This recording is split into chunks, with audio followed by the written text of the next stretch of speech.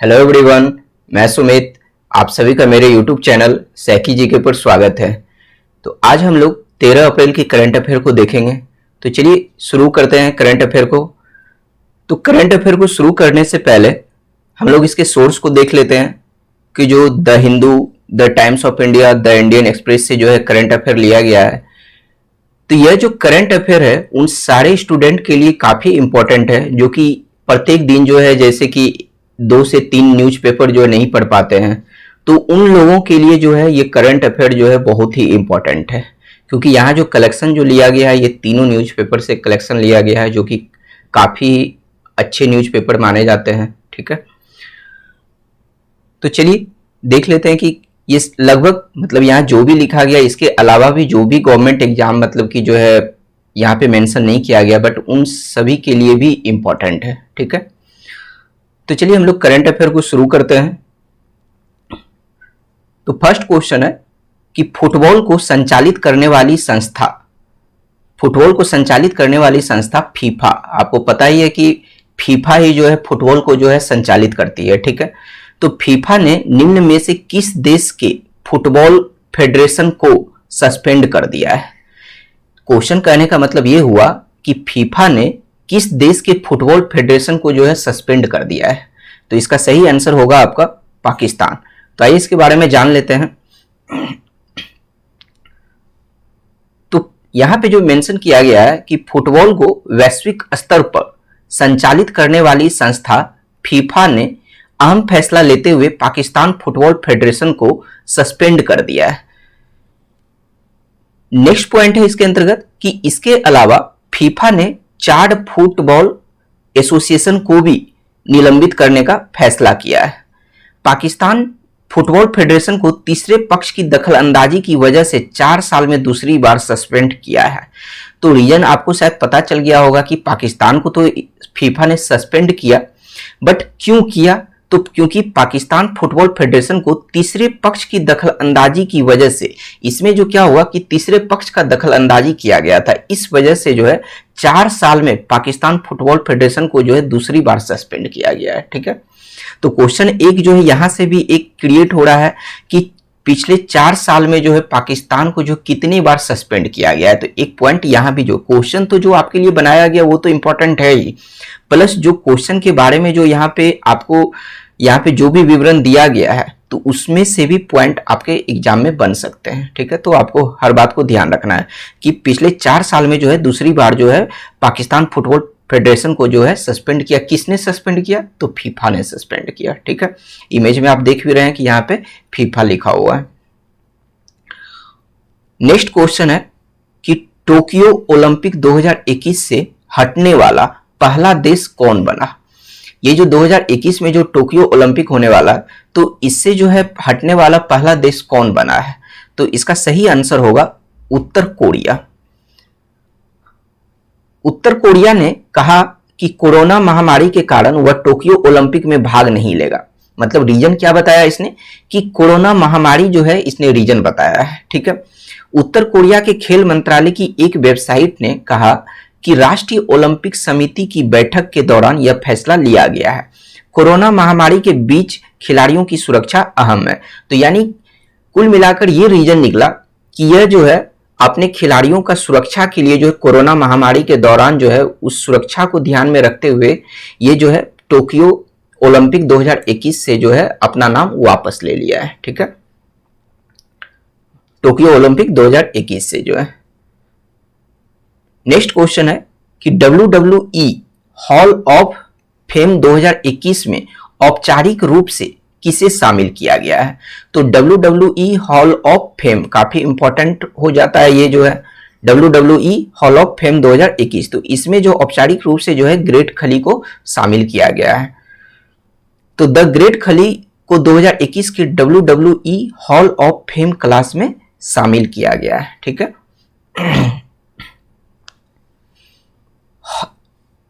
हाल ही में कौन सा अफ्रीकी देश भारत में बने कोविड टीके प्राप्त करने वाला पहला अफ्रीकी देश बना? क्वेश्चन का है कि अफ्रीकी देश, कौन सा अफ्रीकी देश जो है अफ्रीका महाद्वीप के अंतर्गत जो है कौन सा देश जो है, तो कौन सा अफ्रीकी देश भारत में बने कोविड टीके प्राप्त करने वाला पहला अफ्रीकी देश बना जो है, तो इसका नाम होगा सेशेल्स। यानी भारत में जो अभी जो कोविड टीका जो बनाया गया है, तो उसे प्राप्त करने वाला अफ्रीका महाद्वीप का पहला यह देश बना है जिसका नाम है सेशेल्स। बहुत इंपॉर्टेंट क्वेश्चन है ये। अब है कि दुनिया का सबसे ऊंचा रेलवे आर्क ब्रिज किस राज्य में बना। तो ये जो रेलवे आर्क ब्रिज जो बना है, ये दुनिया का सबसे ऊंचा रेलवे आर्क ब्रिज बना है। तो ये किस राज्य में बना है, तो ये जम्मू कश्मीर में बना है। तो आइए इसके बारे में हम लोग देख लेते हैं। तो यहाँ पे आप डायग्राम में देख रहे होंगे कि ये जो सबसे ऊंचा जो कि जो है, पहले हम लोग यहाँ पे इसको समझते हैं, ठीक है, कि जम्मू और कश्मीर में, मतलब जम्मू कश्मीर में दुनिया के सबसे ऊंचे रेलवे आर्क पुल का निर्माण पूरा हो गया है। यानी ये जो निर्माण चल रहा था, अब यह निर्माण पूरा हो गया है, जिसकी ऊंचाई चिनाब नदी के तल से 359 मीटर है। तो हमेशा जो है किसी भी चीज की जो ऊंचाई नापा जाता है, तो वो समुद्र तल से मापा जाता है, ठीक है। तो यहाँ पे जो है एक्चुअली चिनाब नदी के पास जो है इसका एरिया पड़ता है, तो इसलिए चिनाब नदी के तल से ये 359 मीटर है। तो आप देख रहे हैं कि यहाँ पे जो है डायग्राम में 359 मीटर जो है यहाँ पे है, और ये जो है नीचे से यहाँ चिनाब नदी से जो है ये जो है मापा गया है, 359 मीटर की ऊंचाई मापा गया है, ठीक है। नेक्स्ट पॉइंट है इसमें कि इसका निर्माण जो है उधमपुर श्रीनगर बारामूला रेलवे लिंक परियोजना के हिस्से के रूप में 1486 करोड़ रुपए की लागत से किया जा रहा है। तो अभी का एग्जाम में ट्रेंड एक ये भी देखा जा रहा है कि क्या किया जाता है कि डाटा को पूछ दिया जाता है, आपके क्वेश्चन को टफ बनाने के लिए डाटा को पूछ लिया जाता है। तो आपको ये पॉइंट बिल्कुल याद रखना है कि कितना करोड़ रुपए की लागत से बनाया गया जो है, तो 1486 करोड़ रुपए की लागत से इसे निर्माण किया गया। प्लस एक डाटा आपको और क्या याद रखना है कि यह जो 359 क्या, तो 359 मीटर आपको ऑप्शन में दे देगा, 359 तो दे देगा बट कर देगा क्या, किलोमीटर कर देगा। तो बट ध्यान रखना है कि 359 मीटर जो है इसकी ऊंचाई किससे, तो चिनाब नदी के तल से जो इसकी ऊंचाई जो है, ठीक है। किस राज्य में, तो जम्मू कश्मीर राज्य में जो है यह बनाया गया है। दुनिया का सबसे ऊंचा रेलवे आर्क ब्रिज बोलिए या फिर रेलवे आर्क पुल बोलिए। नेक्स्ट क्वेश्चन है कि 11 से 14 अप्रैल तक टीका उत्सव मनाने की अपील किसने की। तो क्वेश्चन के अंदर ही एक क्वेश्चन बन गया है कि टीका उत्सव कब से कब तक मनाया गया। हो सकता है कि आपको अप्रैल महीने का ही चारों ऑप्शन दे दिया जाएगा, बट डेट आपको याद रखना पड़ेगा। तो 11 अप्रैल से 14 अप्रैल तक टीका उत्सव मनाया जाएगा, और ये मनाए जाने की घोषणा जो किए हैं तो वो प्रधानमंत्री नरेंद्र मोदी ने किए हैं, ठीक है। तो नरेंद्र मोदी जो है 11 से 14 अप्रैल तक टीका उत्सव मनाने की अपील की है। तो प्रधानमंत्री ने टीका उत्सव के दौरान सभी लोगों को 100% टीकाकरण कराने की बात कही। उन्होंने इस मामले में देश के युवाओं का भी आह्वान किया कि वह लोग आगे आए और वैक्सीनेशन के बारे में जागरूकता फैलाएं। मतलब उनका कहना यह है कि इसमें जो है युवा लोग भी जो है इसमें आगे आए और देश को जो है वैक्सीनेशन के बारे में जागरूकता फैलाएं जो है, ठीक है। तो 11 से 14 अप्रैल के बीच, मतलब 11 अप्रैल से 14 अप्रैल तक जो है टीका उत्सव मनाया जाएगा जो है, यानी अब तो शुरू भी हो चुका है। नेक्स्ट क्वेश्चन है कि भारत के सबसे अमीर अरबपति कौन बने। तो पहले से भी मुकेश अंबानी ही थे और अभी वर्तमान में भी मुकेश अंबानी ही है। तो भारत के सबसे अमीर अरबपति कौन बने, तो मुकेश अंबानी बने। तो हम लोग देख लेते हैं कि ये जो अमीर व्यक्ति का जो सूची जारी करता है, लिस्ट जारी करता है, वो कौन जारी करता है। तो ये भी क्वेश्चन क्योंकि पूछा गया है एग्जाम में, करंट से पूछा जाता है ये क्वेश्चन। तो अमीर व्यक्ति की सूची जो जारी करता है वो फोर्ब्स जारी करता है। कौन करता है, फोर्ब्स मैगजीन है अमेरिका की, वो जारी करता है, ठीक है। तो फोर्ब्स ने जारी की साल 2021 के अमीर लोगों की सूची। तो आइए देख लेते हैं हम लोग कि भारत के मुकेश अंबानी फिर से एशिया के सबसे अमीर शख्स बने हैं। मतलब पूरे एशिया के जो है ये सबसे अमीर शख्स बने हैं। और दुनिया के संदर्भ में अगर देखा जाए तो जो कि दुनिया के 10वें अमीर व्यक्ति हैं, यानी दुनिया में देखा जाए तो ये 10वें अमीर व्यक्ति हैं। बट एशिया के सबसे अमीर व्यक्ति हैं, भारत के तो हैं ही, साथ ही साथ एशिया के भी सबसे अमीर व्यक्ति हैं।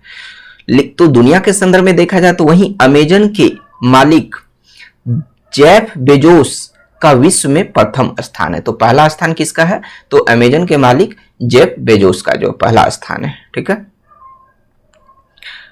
नेक्स्ट क्वेश्चन है कि राष्ट्रीय सुरक्षित मातृत्व दिवस, राष्ट्र सुरक्षित मातृत्व दिवस कब मनाया जाता है? तो इसका सही आंसर होगा 11 अप्रैल को। अब देखिए ये क्वेश्चन क्यों इंपॉर्टेंट है, बहुत ही इंपॉर्टेंट है, तो देखते हैं क्यों इंपॉर्टेंट है। राष्ट्रीय सुरक्षित मातृत्व दिवस व्हाइट रिबन अलायंस इंडिया द्वारा शुरू की गई एक पहल है। तो देखिए एक क्वेश्चन तो ये आपसे पूछा जाएगा कि राष्ट्रीय सुरक्षित मातृत्व दिवस कब मनाया जाता है, तो उसका आंसर हुआ कि 11 अप्रैल। लेकिन अब एक नेक्स्ट क्वेश्चन है कि यह किसके द्वारा शुरू की गई है, यह जो दिवस मनाना यह किसके द्वारा शुरू की गई? तो इसका आंसर होगा व्हाइट रिबन अलायंस इंडिया के द्वारा यह जो है शुरू किया गया था, मनाया जाना जो है। तो आखिर में इसे शुरू किया गया, क्यों किया गया? इसके अंतर्गत जो है जिसे गर्भवती महिलाओं के स्वास्थ्य की उचित देखभाल और प्रसव संबंधी जागरूकता फैलाने के उद्देश्य से हर साल यह मनाया जाता है। तो इसका थीम जो है मनाने का कि गर्भवती महिलाओं के स्वास्थ्य की उचित देखभाल और प्रसव संबंधी जागरूकता फैलाने के उद्देश्य से इस दिवस को मनाया जाता है। यह दिन राष्ट्रपिता मोहनदास करमचंद गांधी की पत्नी कस्तूरबा गांधी की जयंती भी चिन्हित करता है। मतलब देख लीजिए कि अब यह दिवस क्यों बहुत ही इंपॉर्टेंट है। नेक्स्ट पॉइंट को समझते हैं कि 11 अप्रैल को कस्तूरबा गांधी के जन्म वर्षगांठ को राष्ट्रीय सुरक्षित मातृ दिवस के रूप में घोषित किया है। तो अब आप लोगों को पता चल गया होगा कि यह दिवस क्यों इंपॉर्टेंट है एग्जाम के पॉइंट ऑफ व्यू से जो है, क्योंकि इस दिन गांधी जी की पत्नी कस्तूरबा गांधी के जन्म वर्षगांठ के अवसर पर जो है इस दिवस को घोषित किया गया था। तो वो क्योंकि इनका जो है जन्म जो है 11 अप्रैल को ही हुआ था जो है। ठीक है, तो इस वजह से ये बहुत इंपॉर्टेंट है। तो अब हम लोग एक पॉइंट और देख लेते हैं एक स्टैटिक के रूप में, करंट से ही, क्योंकि मैं आपको पिछले भी वीडियो में बता चुका हूं कि अभी का ट्रेंड जो देखा जा रहा है स्टैटिक क्वेश्चन का वो करंट से ही लिया जाता है। ठीक है, तो यहाँ पे एक पॉइंट ये बना कि व्हाइट रिबन अलायंस इंडिया, जो कि अभी आप देखें कि राष्ट्र सुरक्षित मातृत्व दिवस को जो शुरू किया था वो इसी ने शुरू किया था, व्हाइट रिबन अलायंस इंडिया ने शुरू किया था। तो आखिर में इसे लॉन्च कब किया गया था? तो व्हाइट रिबन अलायंस इंडिया को 1999 में लॉन्च किया गया था। ठीक है, तो एक स्टैटिक क्वेश्चन जो है आपको इससे यहां पे बन गया कि 1999 में इसे लॉन्च किया गया जो। ठीक है, दूसरा स्टैटिक क्वेश्चन ये हुआ कि राष्ट्र सुरक्षित मातृत्व दिवस जो है वह किसके जन्म वर्षगांठ के अवसर पर जो है यह घोषित किया गया था? तो वह हो जाएगा कस्तूरबा गांधी के जन्म वर्षगांठ के अवसर पर जो है। ठीक है, तो दो स्टैटिक क्वेश्चन जो आपका इस करंट से निकल के आया है। नेक्स्ट है कि खेलो India state centre of excellence, ये पूरा नाम ही है, खेलो India state centre of excellence का उद्घाटन किसने की या किसने किया? ठीक है, तो इसका सही आंसर होगा किरण रिजिजू, तो जो कि खेल मंत्री हैं। तो इन्होंने ही जो है खेलो India state centre of excellence का उद्घाटन किया जो है।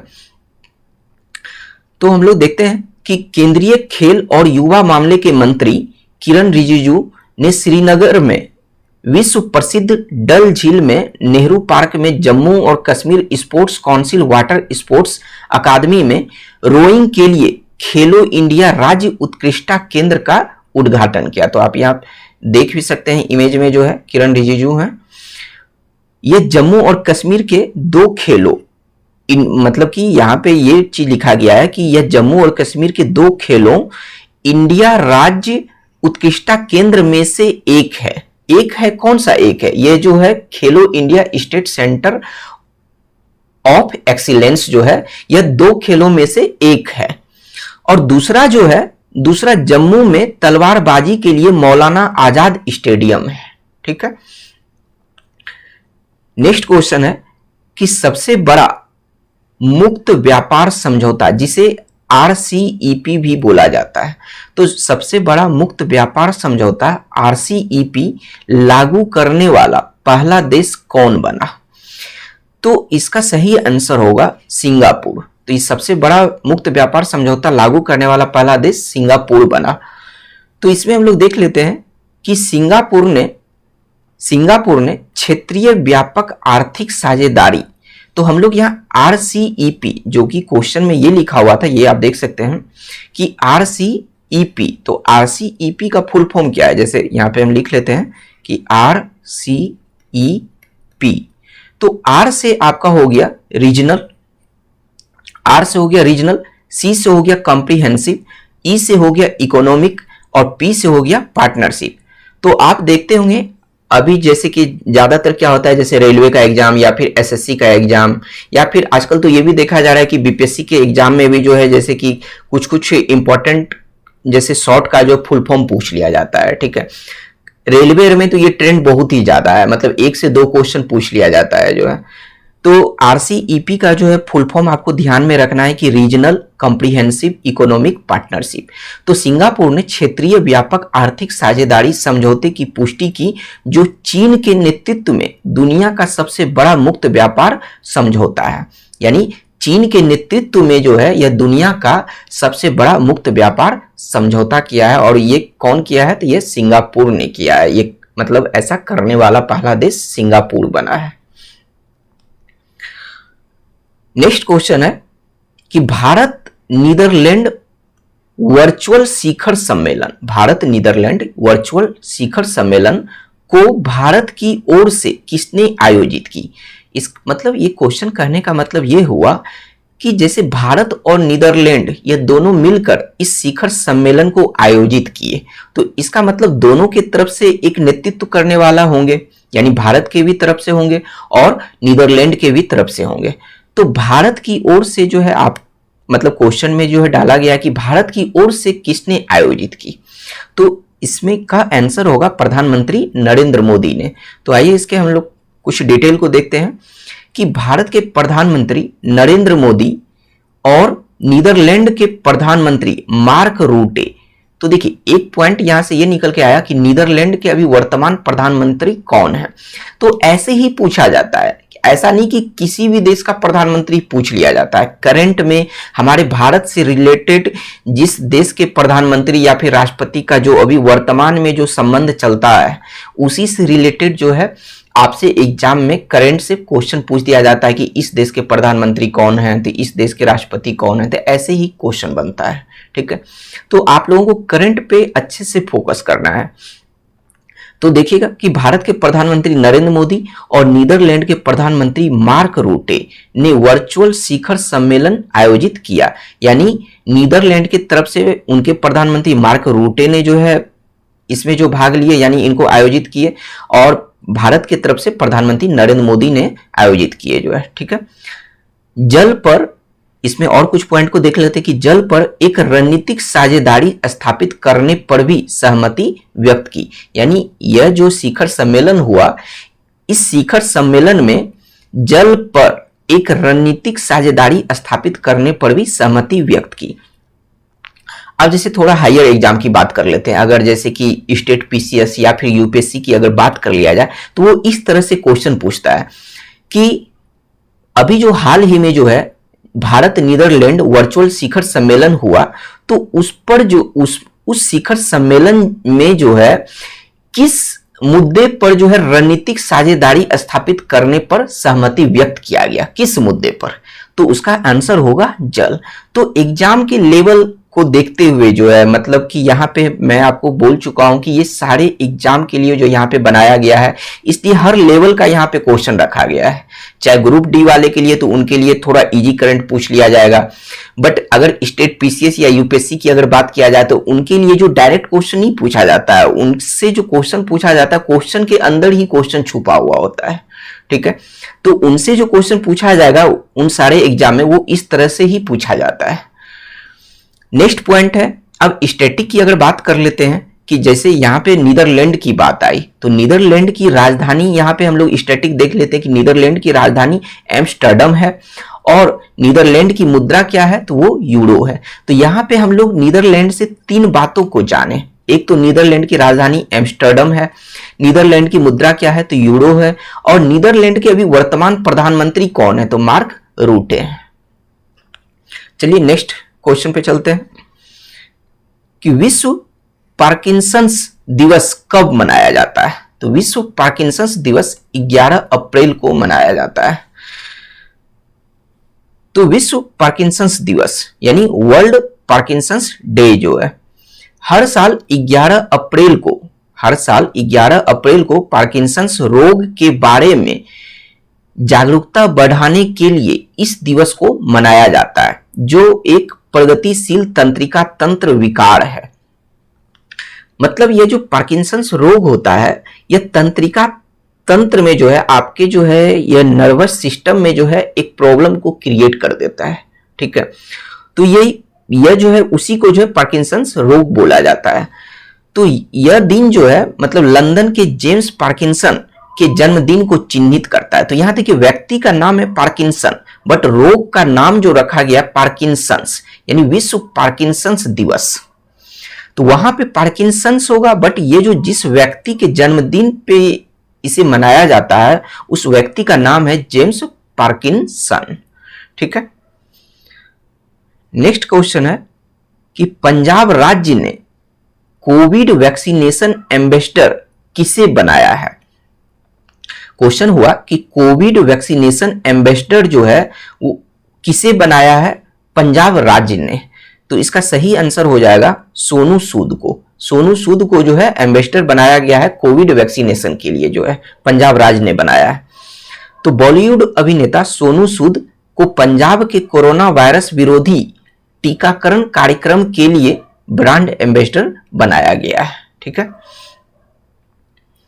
नेक्स्ट क्वेश्चन है कि रमेश पोखरियाल निशंक ने कार्यान्वयन योजना किस नाम से शुरू की है।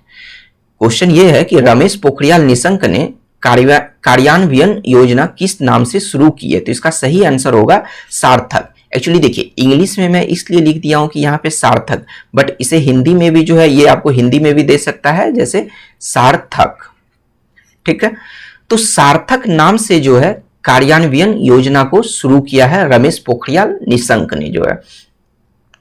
तो हम लोग देख लीजिए कि इनकी किताब में भी जो है यहाँ पे सार्थक लिखा हुआ है जो है। ठीक है, तो सार्थक नाम से जो है इन्होंने कार्यान्वयन योजना को जो है शुरू किया है।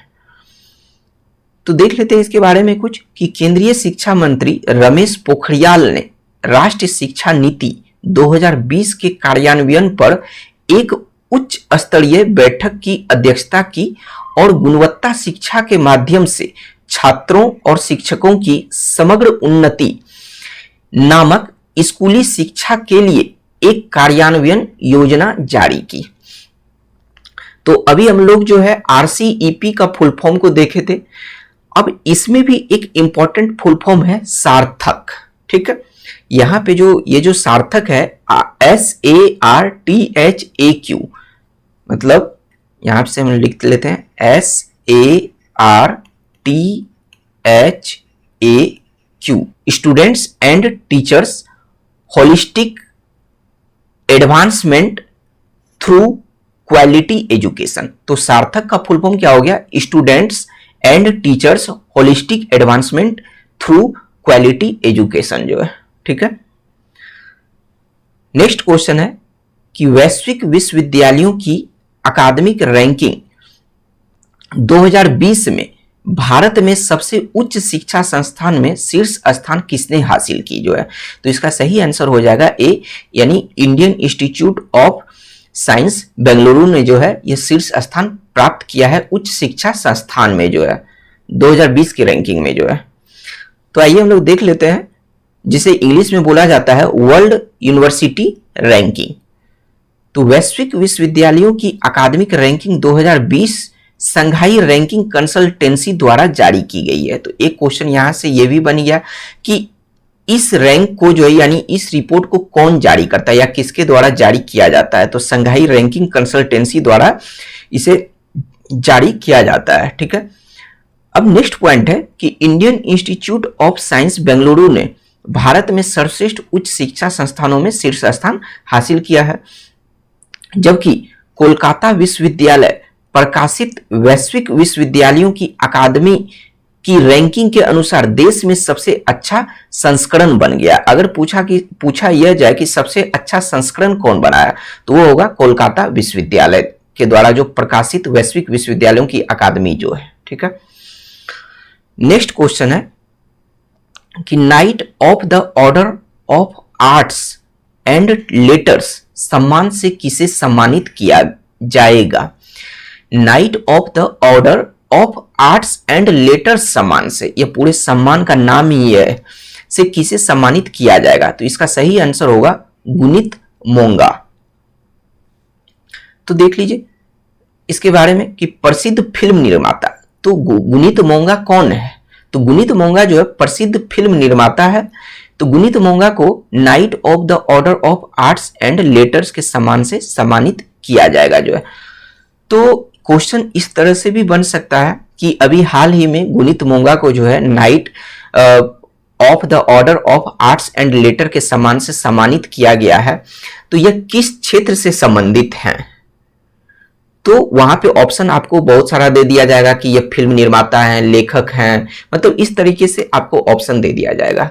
तो एक क्वेश्चन यहां भी बन गया कि यह क्या है? फिल्म निर्माता है। ठीक है, यह दूसरा सबसे बड़ा नागरिक फ्रांसीसी सम्मान है।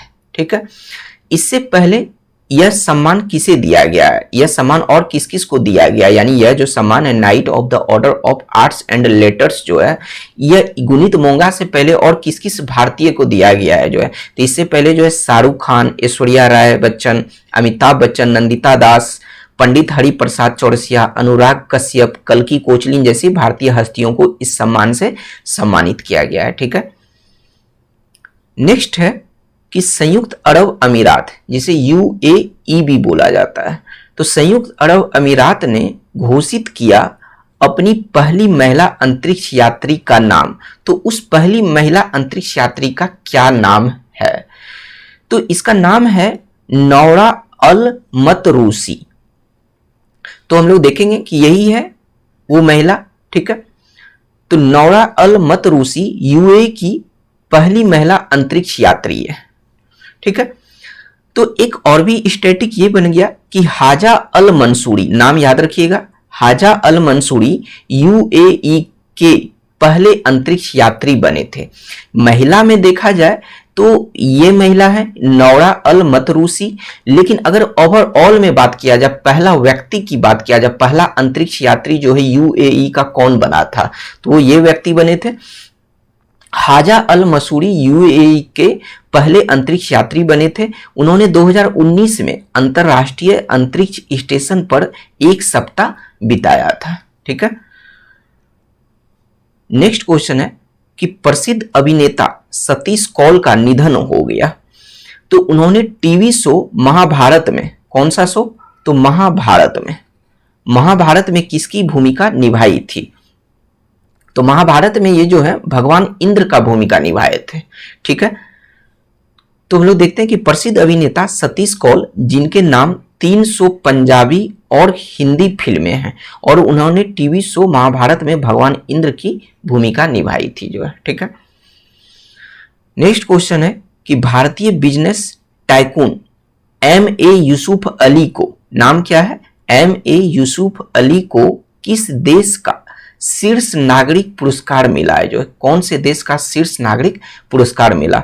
तो इसका सही आंसर होगा संयुक्त अरब अमीरात का जो है, यानी यूएई का जो है इसे शीर्ष नागरिक पुरस्कार मिला जो है। तो देख लेते हैं क्यों मिला जो है। अबू धाबी के क्राउन प्रिंस शेख मोहम्मद बिन जायद अल नाहियान ने भारतीय मूल के व्यवसायी यूसुफ अली और 11 अन्य व्यक्तियों को समुदाय में उनके महान धर्मार्थ योगदान के लिए अबू धाबी के शीर्ष नागरिक पुरस्कार से सम्मानित किया गया। नेक्स्ट पॉइंट है कि अबू धाबी के व्यापार और विभिन्न परोपकारी पहलों में सहयोग के लिए उनके उत्कृष्ट योगदान के लिए केरल में जन्मे यूसुफ अली को प्रतिष्ठित पुरस्कार दिया गया। तो देख लीजिए एक क्वेश्चन यहाँ पे बन गया कि अभी पूछा जाएगा कि यह पुरस्कार जो अभी हाल ही में जो है यूसुफ अली को जो दिया गया है तो वह कहाँ से जो है मतलब कि संबंधित है, तो वह केरल से, यानी कहाँ के रहने वाले हैं, तो केरल के रहने वाले हैं। ठीक है, किस लिए दिया गया, तो अबू धाबी के व्यापार और विभिन्न परोपकारी पहलों में सहयोग के लिए उनके उत्कृष्ट योगदान के लिए यह पुरस्कार उनको दिया गया। तो यहां से एक स्टैटिक ये भी अभी है कि करंट के पॉइंट ऑफ व्यू से कि अबू धाबी के क्राउन प्रिंस का नाम क्या है, तो अबू धाबी के क्राउन प्रिंस का नाम है शेख मोहम्मद बिन जायद अल नाहियान। ठीक है, नेक्स्ट क्वेश्चन चलते हैं कि केंद्र सरकार ने किसे भारत का अगला मुख्य चुनाव आयुक्त नियुक्त करने का ऐलान किया है। ठीक है, मतलब केंद्र सरकार ने किसे भारत का अगला मुख्य चुनाव आयुक्त नियुक्त करने का ऐलान किया है, तो इसका सही आंसर होगा सुशील चंद्रा। तो सुशील चंद्रा जो है, तो अभी वर्तमान में जो है मुख्य चुनाव आयुक्त कौन है, तो वो सुनील अरोड़ा है, सुनील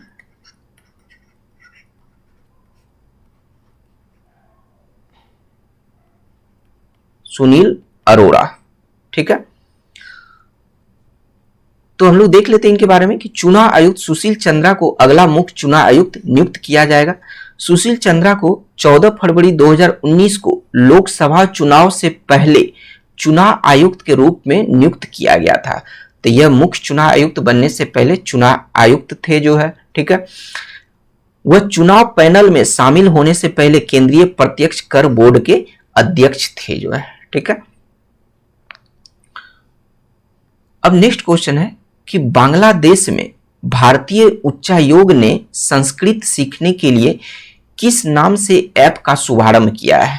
यानी अब क्या है कि बांग्लादेश में जो है भारतीय उच्चायोग ने संस्कृत सीखने के लिए किस नाम से ऐप का शुभारंभ किया है, तो इसका सही आंसर होगा लिटिल गुरु, यानी लिटिल गुरु के नाम से ऐप को शुरू किया गया है। ठीक है, नेक्स्ट है कि हाल ही में किस देश में पहली बार जीवित डोनर का फेफड़ा कोविड-19 मरीज में प्रत्यारोपित हुआ। तो यह क्वेश्चन बहुत ही इंपॉर्टेंट है। अभी जिस तरह से कोविड का अभी लगातार न्यूज चल रहा है, तो उसके पॉइंट ऑफ व्यू से देखा जाए तो यह क्वेश्चन अभी बहुत ही ज्यादा इंपॉर्टेंट है एग्जाम के लिए कि हाल ही में किस देश में पहली बार जीवित डोनर का फेफड़ा कोविड-19 मरीज में प्रत्यारोपित हुआ, तो उसका सही आंसर होगा जापान। नेक्स्ट है कि हाल ही में जूलियस बेयर की global wealth and life style report 2021 के अनुसार अमीर लोगों के रहने के लिए दुनिया का सबसे महंगा शहर कौन सा है। दुनिया का अमीर लोगों के लिए दुनिया का सबसे महंगा शहर कौन सा है, तो इसका सही आंसर हो जाएगा संघाई। ठीक है, नेक्स्ट क्वेश्चन है कि 18 साल से अधिक उम्र का व्यक्ति अपनी मर्जी से धर्म चुनने के लिए स्वतंत्र है। तो क्वेश्चन में तो सिर्फ इतनी ही बात लिखा गया है कि 18 साल से अधिक उम्र का व्यक्ति अपनी मर्जी से धर्म चुनने के लिए स्वतंत्र है। तो यह जो है किसने कहा है, ऐसा जो है यह किसने कहा है कि 18 साल से अधिक उम्र का व्यक्ति अपनी मर्जी से धर्म चुनने के लिए स्वतंत्र है। तो मतलब ये पूछा जाएगा कि ऐसा सुप्रीम कोर्ट ने कहा है या फिर हाई कोर्ट या फिर केंद्र सरकार या फिर सिविल कोर्ट ने कहा है, तो इसका सही आंसर होगा सुप्रीम कोर्ट ने ऐसा कहा है। तो हम लोग देखते हैं कि ऐसा क्यों कहा उन्होंने जो है। ठीक है, तो सुप्रीम कोर्ट ने काला जादू और धर्मांतरण को नियंत्रित करने हेतु, यानी धर्म का जो है जो भी जो है परिवर्तन ये सब जो हो रहा है, तो यानी सुप्रीम कोर्ट ने काला जादू और धर्मांतरण को नियंत्रित करने हेतु, यानी धर्म के अंतर को जो है कंट्रोल करने के लिए जो है, ठीक है, हेतु केंद्र को निर्देश देने के अनुरोध संबंधी याचिका पर सुनवाई से इनकार करते हुए कहा कि 18 वर्ष से अधिक उम्र का व्यक्ति अपना धर्म चुनने के लिए स्वतंत्र है। तो यहाँ पे एक इंपॉर्टेंट ये बन रहा है कि एक तो एज आपसे पूछा जा सकता है पॉलिटी के संदर्भ में कि 18 साल से अधिक उम्र का व्यक्ति को ऐसा दिया गया है हक जो है, ठीक है, अधिकार दिया गया है, प्लस ये अधिकार किसने दिया है, ये अधिकार सुप्रीम कोर्ट ने दिया है। ठीक है, तो ये करंट जो है आपका एक तरह से पॉलिटी के संदर्भ में बनता है। नेक्स्ट क्वेश्चन है कि किस भारतीय अभिनेता को पर्यावरण संरक्षण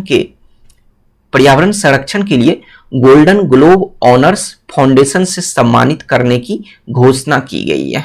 ठीक है, गोल्डन ग्लोब ऑनर्स फाउंडेशन से सम्मानित करने की घोषणा की गई है पर्यावरण संरक्षण के लिए, ऐसा जो है।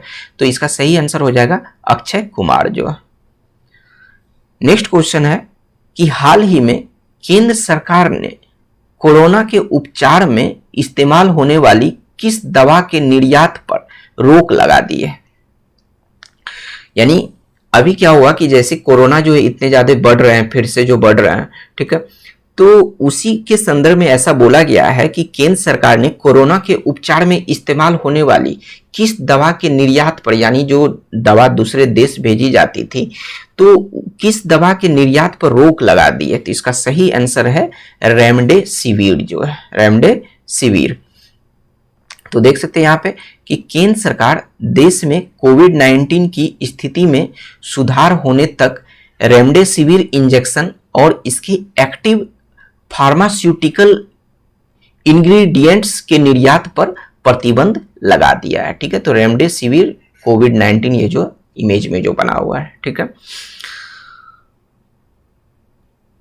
तो ये करंट का सेशन जो है आप लोगों को कैसा लग रहा है, जो कि डेली 7 बजे सुबह में पब्लिश कर दिया जाता है और आप लोगों को 7 बजे डेली मिल जाता है सुबह। तो आप लोग कमेंट में मुझे जरूर बताइए कि यह करंट अफेयर जो है आप लोगों के लिए कितना हेल्पफुल हो रहा है। ठीक है, आप लोगों को जो है कैसा लग रहा है यह करंट अफेयर की, आपके एग्जाम के पॉइंट ऑफ व्यू से जो है आप लोग भी खुद को जज कीजिए कि हाँ करंट अफेयर का लेवल क्या रखा गया है और कैसा है। तो आप मुझे कमेंट बॉक्स में जरूर बताइए इसके बारे में कि आप लोगों को कैसा लगा करंट अफेयर का ये सेशन जो है। ठीक है, तो चलिए मिलते हैं अगले वीडियो में। Thank you.